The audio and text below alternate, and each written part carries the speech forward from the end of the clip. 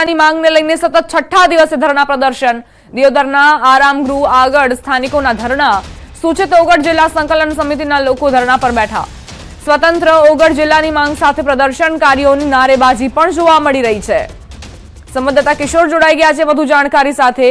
કિશોર, જ્યારથી બનાસકાંઠાના બે ભાગ થયા છે ત્યારથી અલગ અલગ તાલુકાઓમાં વિરોધ થઈ રહ્યો છે। અત્યારની શું જાણકારી ઓગળ જિલ્લાને લઈને?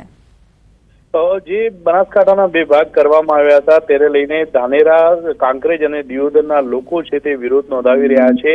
આજે દિયોદરના લોકો દ્વારા દિયોદર જિલ્લાની માંગણીને લઈને અત્યારે અનશન પર બેઠા છે। સૂચિત ઓગળ જિલ્લા સંકલન સમિતિ સહિત કોંગ્રેસના જિલ્લા પ્રમુખ પણ આ અનશનની અંદર જોડાયા છે અને અનશન યોજીને વિરોધ નોંધાવી રહ્યા છે। અને કોંગ્રેસની પણ માંગ છે કે દિયોદરને મુખ્ય મથક બનાવીને ઓગળ જિલ્લો જાહેર કરવામાં આવે। આ માંગને લઈને છેલ્લા 6 દિવસથી વિરોધ પ્રદર્શનો થઈ રહ્યા છે અને આજથી આમરણ અનશન પણ શરૂ થયા છે। ત્યારે કાંકરેજના લોકોની માંગ છે કે કાંકરેજને પાલનપુર અથવા બનાસકાંઠા જિલ્લામાં જ રાખવામાં આવે।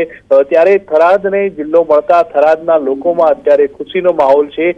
જિલ્લાના વિભાજન બાદ ક્યાંક ખુશી છે તો ક્યાંક લોકોનો વિરોધ પણ જોવા મળી રહ્યો છે।